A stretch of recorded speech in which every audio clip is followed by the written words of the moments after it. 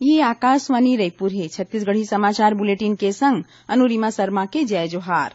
चित्रकोट विधानसभा उपचुनाव बर कड़ा सुरक्षा भीतरी काली बिहनिया 8 बजे ले संझा 5 बजे तक मतदान होही। मतदान केंद्र मन म वोटर मन के सहूलियत खातिर हेल्प बूथ राखे गे हे। ए उपचुनाव म भाजपा के लच्छूराम कश्यप और कांग्रेस के राजमन बेंजाम समेत आने पार्टी के कुल 6 जिन उम्मीदवार चुनाव मैदान में हैं, जेमा एक झिन माई लोगिन घलो हवे। मुख्य निर्वाचन पदाधिकारी कार्यालय मुताबिक चित्रकोट उपचुनाव ला शांतिपूर्ण ढंग ले संपन्न कराए बर सुरक्षा व्यवस्था समेत जम्मो तैयारी पूरा कर ले गे हे। जगदलपुर के धर्मपुरा स्थित शासकीय महिला पॉलिटेक्निक कॉलेज में आज बिहनिया मतदान सामग्री संग मतदान दल मन ला पोलिंग बूथ बर पठोए गिस। मतदान बेरा निर्वाचन आयोग ह 22 ठिन मतदान केंद्र मन म वेबकास्टिंग के जरिया मतदान प्रक्रिया ऊपर सोझे नजर राखी। मतदान बर कुल 229 केंद्र बनाए गे हे। स्वतंत्र और निष्पक्ष चुनाव खातिर 58 ठिन संवेदनशील मतदान केंद्र मन म माइक्रो ऑब्जर्वर घलो राखे गे हे। ए उपचुनाव बर 8 ठिन आदर्श और 5 ठिन संगवारी मतदान केंद्र बनाए गए हैं। उन्हें एखर मतगणना 24 अक्टूबर के होही। वोटिंग पर मतदाता परिचय पत्र के संगे आने 11 ठिन पहचान पत्र ला मान्य करे गे हे। संगे मतदाता पर्ची के आधार ले कोनो भी वोटर ह मतदान नहीं कर सकही।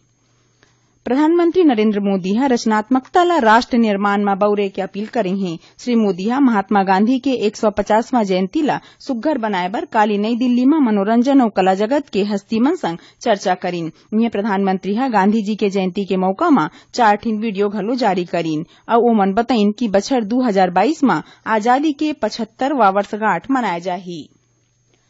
राज्य में होवइया नगरीय निकाय चुनाव में पहली बेर करीबन 1,25,600 नवा मतदाता मन अपन वोट दीही। राज्य निर्वाचन आयुक्त ठाकुर रामसिंह बताइन कि पाछू दिन चलाए गए मतदाता सूची पुनरीक्षण कार्यक्रम के बाद राज्य के 9 ठिन नगरपालिक निगम, 38 ठिन नगरपालिका और 103 नगर पंचायत मन में निर्वाचक नामावली के प्रकाशन और दावा आपत्ति मंगाए गए हे। फिर पाछू निर्वाचन नामावली के प्रकाशन करे जाही। मतदाता पुनरीक्षण बेरा 32,171 नाव ला कैंसिल करेगे हे। दंतेवाड़ा जिला में आज 4 इनामी माओवादी समेत 28 जिन माओवादी मन पुलिस के आगू आत्मसमर्पण कर दिस। ये जम्मो माओवादी मन कटेकल्याण थाना क्षेत्र के चिकपाल कैंप पहुंच के पुलिस अधीक्षक अभिषेक पल्लव के आगू में समर्पण करे हे। एखर मन ऊपर पुलिस पार्टी पर हमला, प्रेशर बम लगाए, आवागजनी समेत कई ठिन माओवादी गतिविधि में शामिल रहे के आरोप है। पुलिस अधीक्षक आत्मसमर्पण करैया ए जम्मो माओवादी मन ला 10-10 हजार रूपया के प्रोत्साहन राशि दीन है।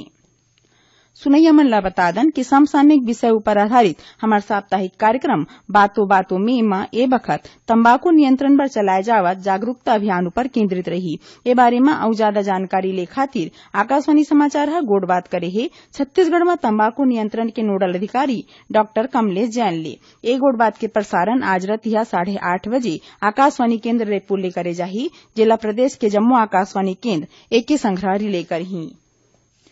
राजधानी रायपुर समेत प्रदेश के कोनो इलाका मन में काली रतिहा ले रही के पानी गिरत है।